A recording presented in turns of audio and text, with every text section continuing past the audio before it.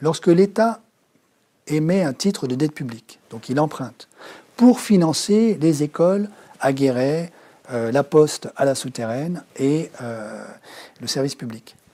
À Besançon. À Besançon, vieille ville espagnole. Qu'est-ce qu'il fait l'État? Donc il émet un titre. Ce titre aujourd'hui est racheté par les banques. Ça c'est normal, puisque l'État n'a plus le droit, au moins depuis 1973-75, de manière systématique depuis le traité de Maastricht, d'emprunter directement auprès de la Banque centrale, de sa Banque centrale. Jusque dans les années 70, on a reconstruit quand même la France en une génération, grâce au circuit de Bloch-Léné, qui consistait en ceci, que le Trésor empruntait directement à la Banque de France à taux nul, et en fait ne remboursait jamais sa dette, parce que la dette était roulée.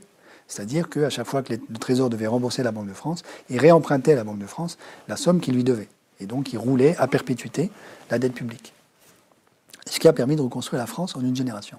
Ce système qui a très bien fonctionné donnait les coups des franches à l'État pour avoir une vision stratégique, lancer des grands projets, le projet nucléaire français, le TGV, Ariane, etc. Ces grands projets gaulliens, en fait, ont été financés grâce à ce système-là.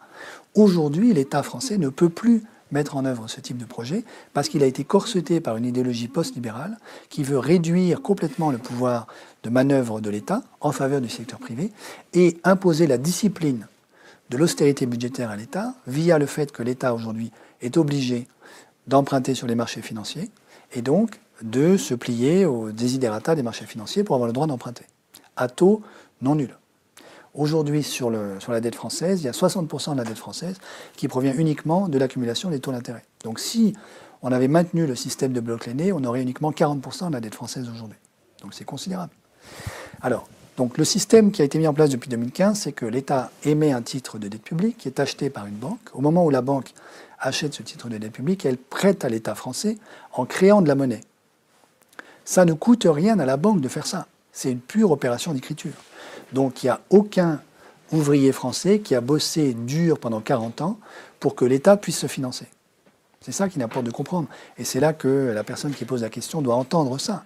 C'est-à-dire que le financement de la dette publique française ne se fait pas en faisant trimer un ouvrier. Ça se fait via le pouvoir de création monétaire des banques privées. Lorsque la banque, ayant créé de la monnaie pour acheter le titre de dette publique français, revend ce titre de dette publique à la BCE, à son tour, crée de la monnaie, mais cette fois-ci, elle crée de la monnaie banque centrale qui est dans la partie supérieure du mont Olympe. D'accord ? Cette monnaie banque centrale ne va jamais atterrir dans l'économie réelle, ne va jamais alimenter l'inflation, et permet simplement de régler la transaction entre la BCE et la banque, admettons BNP Paribas. Au moment où la BCE rachète ce titre de dette publique, qu'est-ce qu'elle fait? En fait, elle paye la dette. Donc la dette de l'État français, en vérité, elle a déjà été payée par la BCE au moment même où la BCE a racheté le titre de dette publique français auprès de BNP Paribas. Donc cette dette, elle a été payée par la BCE. Comment? Grâce au pouvoir de création monétaire de la BCE. Donc d'une certaine manière, aujourd'hui, le créancier sur l'État français, c'est la BCE, puisque la BCE a racheté cette dette en la payant.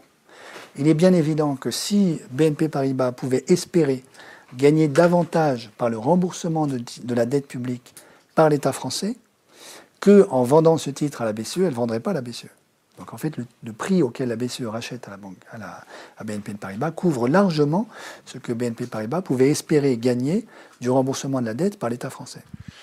Si aujourd'hui, les pays de la zone euro se mettaient d'accord pour un grand plan de reconstruction écologique de la zone euro, avec les marges de manœuvre budgétaires qui ont été dégagées grâce à l'annulation de la dette publique, les 2200 milliards, et avec ça, on finance un grand plan de reconstruction écologique de la totalité de la zone euro, je peux vous dire que les gens vont se bousculer pour avoir de l'euro. Parce qu'ils vont comprendre que l'euro, ça vaut quelque chose. Si au contraire, parce qu'on est complètement obsédé par l'austérité budgétaire et l'orthodoxie monétaire, on s'enfonce dans la déflation, et que l'Europe devient un second Japon, mais l'euro vaudra de moins en moins, ça c'est clair. Et donc la véritable responsable de la dévalorisation de l'euro sur les marchés d'échange, ce ne serait pas une annulation coordonnée et concertée de la dette publique au bilan de la BCE, c'est l'inaction liée à l'orthodoxie budgétaire. Vous voyez ?